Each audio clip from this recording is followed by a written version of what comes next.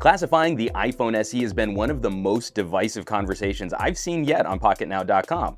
Is this thing a flagship? Is it a mid-ranger? Is it entry-level? So we figured the best way to examine that conversation and to answer that question would be to put it in a straight-up showdown between some other Android devices purposely built for the mid-range. I'm Juan Bagnell for Pocketnow, and here's our iPhone SE versus Android mid-range comparison. First, a little housekeeping. We've got to put this phone somewhere, and we decided that this is a mid-range device. It represents the entry level for an Apple product in that it replaces the 3-year-old iPhone 5S. And there are only a couple of areas where this thing will truly compete against top-tier Android offerings. Comparisons are always tricky because at some point we just have to pick 2 or more phones to pit up against each other. And the reasonings for which devices we pick are pretty subjective. So we had to come up with a few rules as to which phones we were going to pick to compare against the iPhone SE. We wanted to make sure that they weren't top-tier devices, that manufacturers were specifically building a lesser phone to compete in a middle price tier. And seeing as how consumer-facing smartphones can be priced anywhere from $50 to almost $1,000, we're going to put that mid-pack pricing tier in between those two bookends, which is right where the iPhone SE lives. For this comparison, I've selected 2 Android devices which bookend the iPhone SE by $100 in either direction.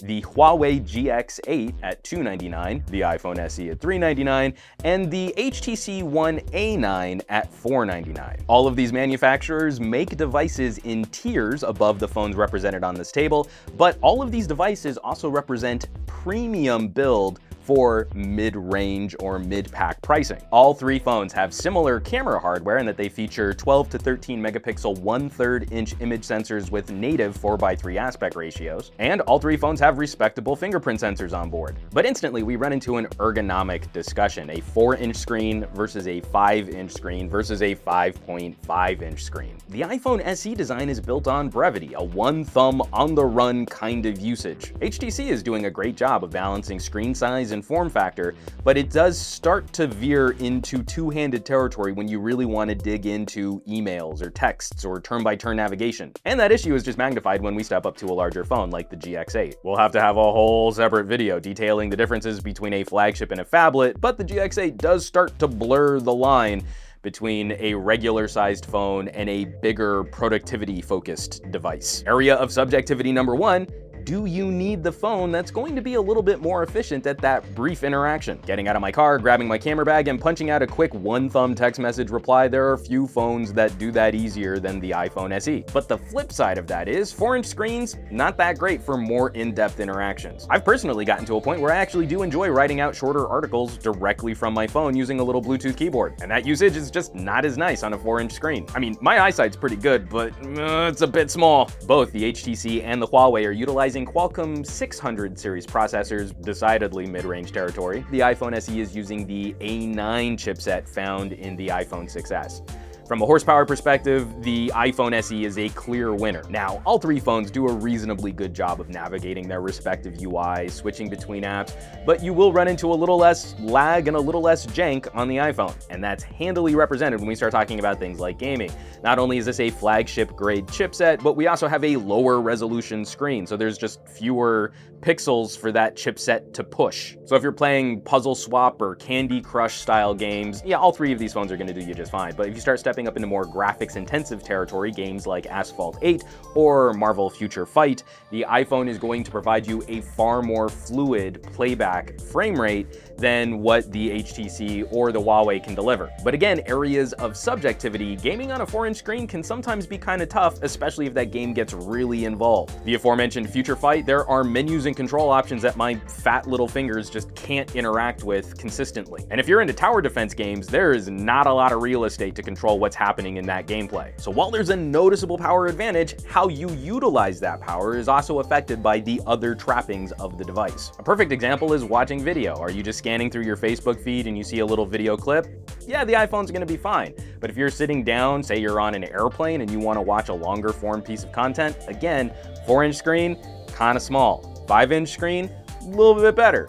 5.5-inch screen, you actually get to lean back a little in your chair. But screen differences extend beyond just resolution and surface area. The Huawei and the iPhone are utilizing IPS LCD technology, and HTC has moved over to an AMOLED screen for the A9. Funnily enough, unlike a Samsung AMOLED screen, the HTC's display doesn't get as dim as I would like it to, say you're reading Reddit in bed at night. And the iPhone screen is on right now at its dimmest setting, which is actually pretty surprising performance for a backlit LCD. But where that performance flips is when we start talking about a high brightness mode, especially when you're outside in direct sunlight. And here the AMOLED does slightly outperform the really nice high quality LCD panel in the iPhone SE. And when you're out and about, you'll probably want to take advantage of things like the cameras on these phones so that you can capture those memories and share them online. Optically, all three of these phones perform pretty similarly to each other. We've got very similar image sensor sizes and pretty similar resolution on each of those sensors, and pretty similar focal lengths for all three phones, though the iPhone is the narrowest. It's closer to a 30mm equivalency.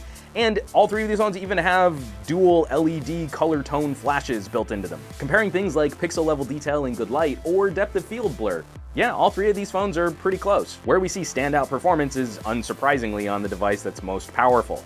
The iPhone SE has a faster 1080p mode with a 60 frame per second frame rate, and then also a UHD video mode, so it can shoot those 4K crispy, detailed videos that we all know and love. And it also happens to be the most consistent performer for image processing.